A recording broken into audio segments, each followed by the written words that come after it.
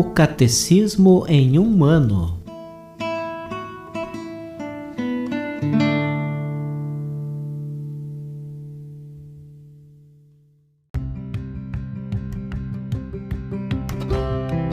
Olá, eu sou Yuri, seminarista da Diocese de Ponta Grossa, Paraná.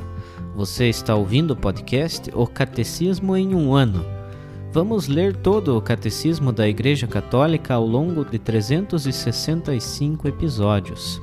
Estamos utilizando a tradução em português apresentada pela CNBB em 2013, baseada na edição típica em latim de 1997. Baixe o plano de leitura por meio de um link que você encontra na página do Instagram O Catecismo em um ano ou na descrição desse podcast.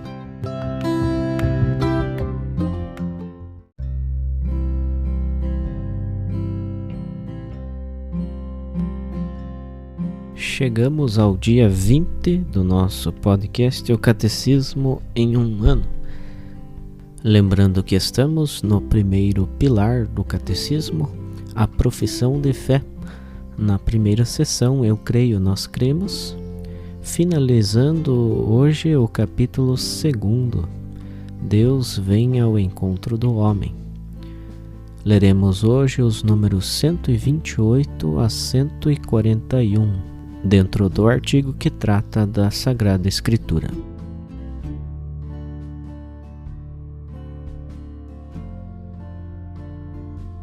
A unidade entre o Antigo e o Novo Testamento. A Igreja, já nos tempos apostólicos e depois constantemente em sua tradição, iluminou a unidade do plano divino nos dois testamentos graças à tipologia. Esta percebe nas obras de Deus contidas na Antiga Aliança prefigurações daquilo que Deus realizou na plenitude dos tempos, na pessoa de seu Filho encarnado. Por isso os cristãos leem o Antigo Testamento à luz de Cristo morto e ressuscitado. Esta leitura tipológica manifesta o conteúdo inesgotável do Antigo Testamento. Ela não deve levar ao esquecimento de que este conserva seu valor próprio de revelação que nosso Senhor mesmo reafirmou. Igualmente, o Novo Testamento exige ser lido à luz do Antigo. A catequese cristã primitiva recorre constantemente a ele. Segundo um adágio antigo, o Novo Testamento está escondido no Antigo, ao passo que o Antigo é desvendado no Novo.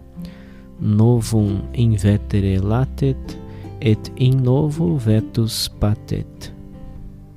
A tipologia exprime o dinamismo em direção ao cumprimento do plano divino, quando Deus seja tudo em todos. Primeira Carta aos Coríntios, capítulo 15, versículo 28. Assim, a vocação dos patriarcas e o êxodo do Egito, por exemplo, não perdem seu valor próprio no plano de Deus, pelo fato de serem ao mesmo tempo etapas intermediárias deste plano. Quinto, a Sagrada Escritura na vida da Igreja. São tão grandes o poder e a eficácia contidos na Palavra de Deus que ela constitui sustentáculo e vigor para a Igreja e para seus filhos, firmeza da fé, alimento da alma, pura e perene fonte da vida espiritual. É preciso que os fiéis tenham amplo acesso à Sagrada Escritura. Que o estudo da Sagrada Escritura seja, portanto, como a alma da Sagrada Teologia. Da mesma palavra da Sagrada Escritura, também se nutre salutarmente e santamente floresce o ministério da palavra, a saber, a pregação pastoral, a catequese e toda a instrução cristã, na qual deve ocupar lugar de destaque a homilia litúrgica. A Igreja exorta com veemência e de modo peculiar todos os fiéis cristãos a que, pela frequente leitura das Divinas Escrituras, aprendam o conhecimento do Cristo Jesus. Com efeito, ignorar as Escrituras é ignorar Cristo. Resumindo, Omnis scriptura divina unus liber est, et hic unus liber est Christus, quia omnis scriptura divina de Christo loquitur, et omnis scriptura divina in Christo impletur.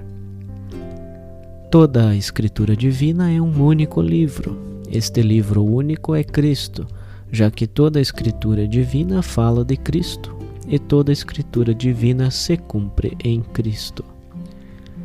As Sagradas Escrituras contêm a Palavra de Deus e, por serem inspiradas, são verdadeiramente Palavra de Deus. Deus é o autor da Sagrada Escritura e, ao inspirar seus autores humanos, age neles e por meio deles.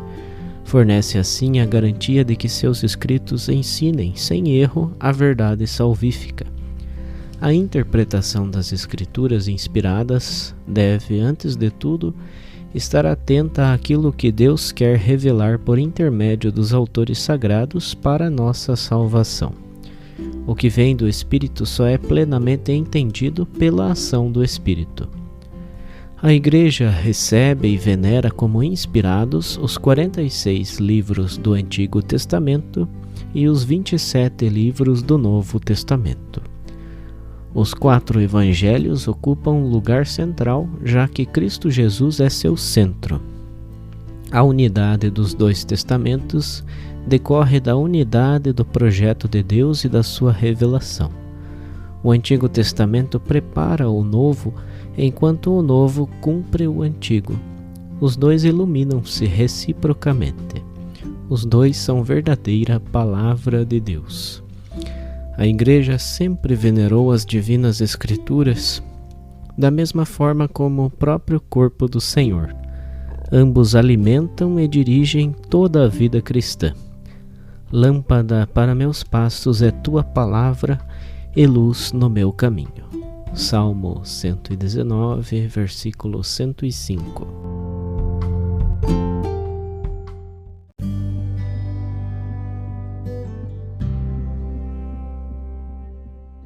Para o comentário adicional do dia de hoje, vamos ler alguns trechos da exortação apostólica Verbum Domini do Papa Bento XVI sobre a Palavra de Deus, mais especificamente trechos dos números 39, 40, 41 e 72.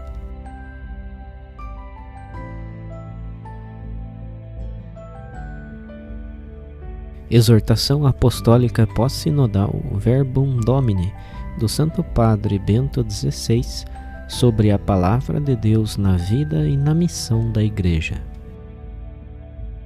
A unidade intrínseca da Bíblia. Na escola da grande tradição da Igreja, aprendemos na passagem da letra ao Espírito a identificar também a unidade de toda a Escritura, pois única é a Palavra de Deus que interpela a nossa vida, chamando-a constantemente à conversão. Continuam a ser para nós uma guia segura as expressões de Hugo de São Vítor. Toda a Escritura divina constitui um único livro, e este único livro é Cristo, fala de Cristo e encontra em Cristo a sua realização. É certo que a Bíblia, vista sob o aspecto puramente histórico ou literário, não é simplesmente um livro, mas uma coletânea de textos literários, cuja redação se estende por mais de 1 milênio e cujos diversos livros não são facilmente reconhecíveis como partes de uma unidade interior. Antes, há tensões palpáveis entre eles. Se isto já se verifica no interior da Bíblia de Israel, que nós cristãos chamamos Antigo Testamento, muito mais quando nós, como cristãos, ligamos o Novo Testamento e os seus escritos como se fosse a chave hermenêutica com a Bíblia de Israel, interpretando-a como caminho para Cristo. No Novo Testamento, aparece menos a expressão a Escritura do que as Escrituras, que, porém, no seu conjunto, são depois consideradas como a única palavra de Deus, dirigida a nós. Por isso se vê claramente como é a pessoa de Cristo que dá unidade a todas as Escrituras postas em relação com uma única palavra. Compreende-se assim a afirmação do número 12 da Constituição Dogmática Dei Verbum, quando indica a unidade interna de toda a Bíblia como critério decisivo para uma correta hermenêutica da fé. A relação entre o Antigo e o Novo Testamento. Na perspectiva da unidade das Escrituras em Cristo, tanto os teólogos como os pastores necessitam de estar conscientes das relações entre o Antigo e o Novo Testamento. Em primeiro lugar, é evidente que o próprio Novo Testamento reconhece o Antigo Testamento como palavra de Deus e, por conseguinte, admite a autoridade das Sagradas Escrituras do povo judeu. Reconhece-as implicitamente quando usa a mesma linguagem e frequentemente alude a trechos destas Escrituras. Reconhece-as explicitamente porque cita muitas partes, servindo-se delas para argumentar. Uma argumentação baseada nos textos do Antigo Testamento reveste-se assim, no Novo Testamento, de um valor decisivo, superior ao de raciocínios simplesmente humanos. No quarto evangelho, a este propósito, Jesus declara que a Escritura não pode ser anulada. E São Paulo especifica de modo particular que a revelação do Antigo Testamento continua a valer para nós, cristãos, conforme carta aos Romanos, capítulo 15, versículo 4, e carta aos Coríntios, capítulo 10, versículo 11. Além disso, afirmamos que Jesus de Nazaré foi um judeu e a Terra Santa é a terra-mãe da Igreja. A raiz do cristianismo encontra-se no Antigo Testamento e sempre se nutre desta raiz. Por isso, a sã doutrina cristã sempre recusou qualquer forma emergente de marcionismo que tende, de diversos modos, a contrapor entre si o Antigo e o Novo Testamento. Além disso, o próprio Novo Testamento se diz em conformidade com o Antigo e proclama que, no mistério da vida, morte e ressurreição de Cristo, encontraram o seu perfeito cumprimento as Escrituras sagradas do povo judeu.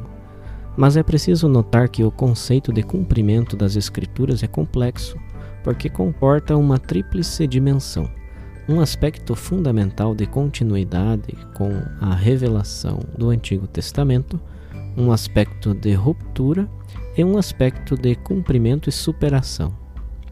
O mistério de Cristo está em continuidade de intenção com o culto sacrificial do Antigo Testamento, mas realizou-se de um modo muito diferente, que corresponde a muitos oráculos dos profetas, e alcançou assim uma perfeição nunca antes obtida.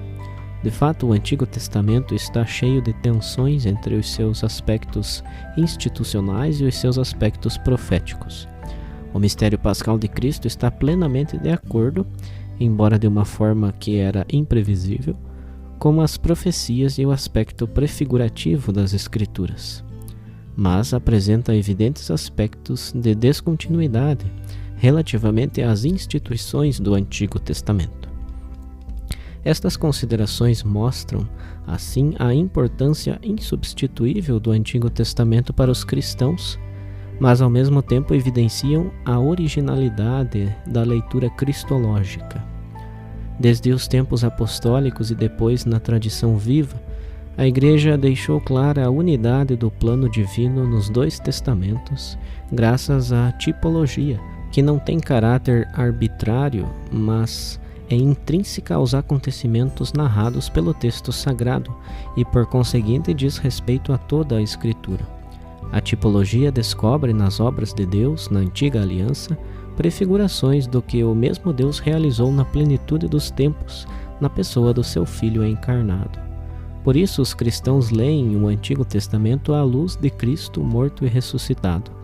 Se a leitura tipológica revela o conteúdo inesgotável do Antigo Testamento relativamente ao Novo, não deve, todavia, fazer-nos esquecer que aquele mantém o seu próprio valor de revelação que nosso Senhor veio reafirmar. Por isso, também o Novo Testamento requer ser lido à luz do Antigo. A catequese cristã primitiva recorreu constantemente a este método. Por este motivo, os padres sinodais afirmaram que a compreensão judaica da Bíblia pode ajudar a inteligência e o estudo das Escrituras por parte dos cristãos. Assim se exprimia, com aquela sabedoria, Santo Agostinho sobre este tema. O Novo Testamento está oculto no Antigo e o Antigo está patente no Novo. Deste modo, tanto em âmbito pastoral como em âmbito acadêmico, importa que seja colocada bem em evidência a relação íntima entre os dois testamentos, recordando com São Gregório Magno que é aquilo que o Antigo Testamento prometeu, o Novo Testamento fê-lo ver. O que aquele anuncia de maneira oculta, este proclama abertamente como presente. Por isso, o Antigo Testamento é profecia do Novo Testamento, e o melhor comentário do Antigo Testamento é o Novo Testamento. A Palavra de Deus na vida eclesial. Encontrar a Palavra de Deus na Sagrada Escritura.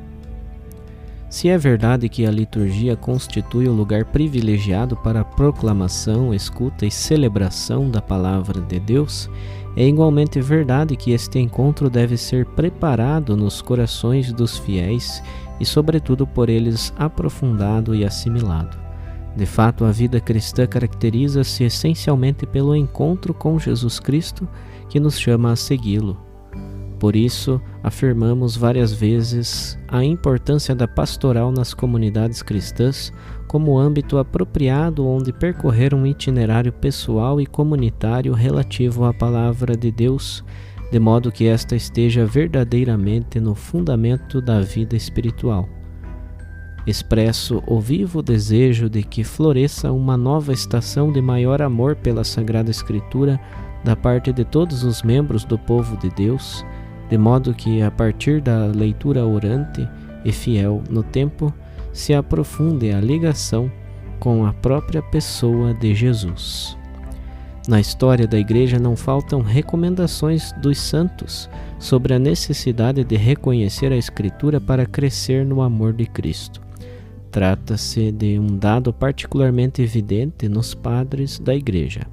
São Jerônimo, grande enamorado da Palavra de Deus, interrogava-se: como seria possível viver sem o conhecimento das Escrituras, se é por elas que se aprende a conhecer o próprio Cristo, que é a vida dos crentes? Estava bem ciente de que a Bíblia é o instrumento pelo qual diariamente Deus fala aos crentes.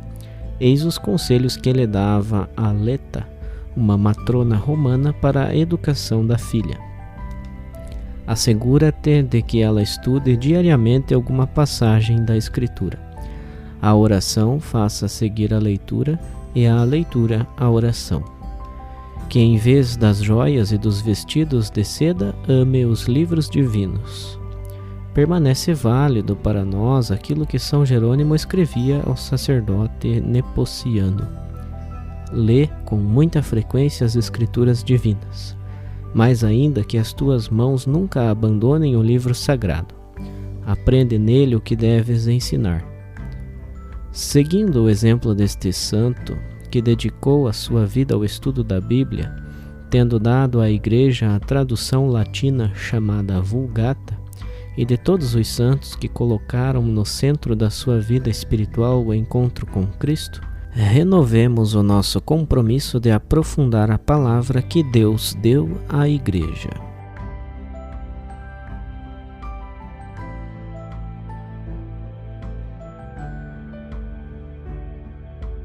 Os documentos papais encontram-se na íntegra no site da Santa Sé, vatican.va.